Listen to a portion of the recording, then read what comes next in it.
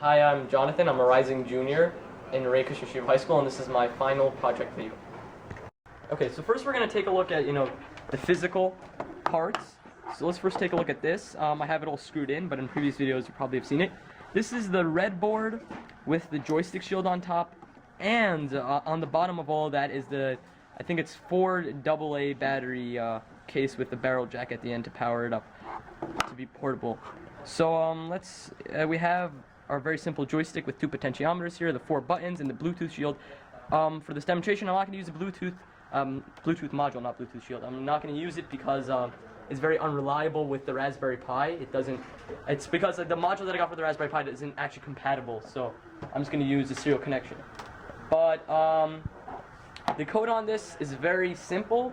For the game that I'm going to demonstrate with, I'm only using the top and the bottom buttons. And when the top button is clicked, the Arduino will send out through serial to the Raspberry Pi through the USB the string up, and when I click the bottom button, it's gonna output the string down. And so this case, I designed in AutoCAD. It was very tough. AutoCAD's annoying, but it's basically a cavity that you drop the main part in, and then you have a little thing on the top that you put on, and then you screw the stuff in. Now let's take a look at the main stuff. So this wooden thing was also designed in AutoCAD, and it was laser cutted by one of the teachers.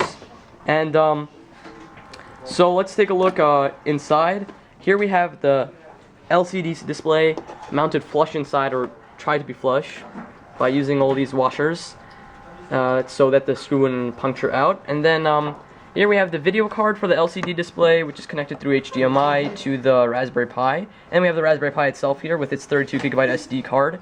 And also, the Raspberry Pi is getting its power from this battery. It's meant for phones, but whatever, it's a portable battery. And initially I wanted the LCD display also to get its power from a battery, but it takes a lot of battery, so I just have it, wired out to the outlet. So I think that's basically all the stuff here. I have the buttons for the display, and now let's go inside and take a look at the game and the code and all that. So first I have to sign in. I'm using the keyboard that I have, which is wireless.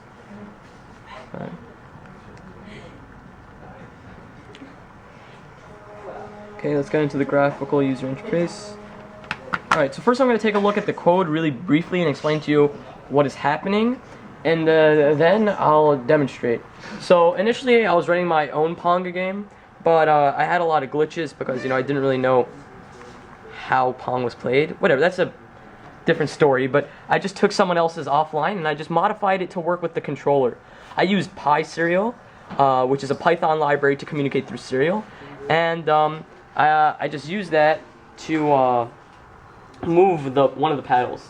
So let's open up that file. There it is.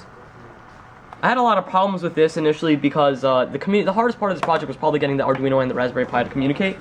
And the problem is that I knew once I changed to a hard connection, I knew that they're communicating, but for some reason, let me show you. Let's go down all the way to where the if statement is that I'm referring to. So for some reason, if inputs is what the code is reading off of the Arduino. If inputs is equal to down, when I click the down button, bar move minus equal 40 pixels, right? So this is very simple, and it should have worked easily, but initially it didn't work. And even though that I knew that inputs was being down, it didn't work. And I realized later that there was a lot of white space coming through, and I had to strip that. So yeah, basically what I do here is if the inputs from the Arduino is equal to down, then move the bar down by 40 pixels. If it's equal to up, move the bar up by 40 pixels. And I also added a few other additions that I'll talk about in my blog, but let's take a look at this. Oh wait, first it's not going to work. It's going to come back with an error because I did not connect my Arduino. But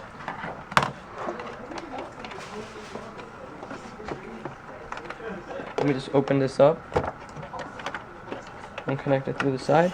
Okay, this should work now.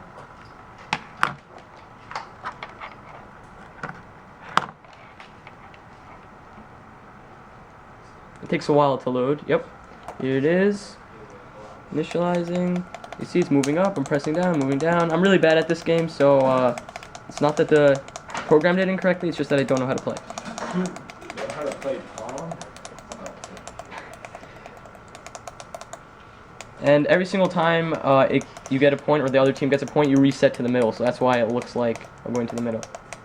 Yeah, so I guess that's all for now. Thank you.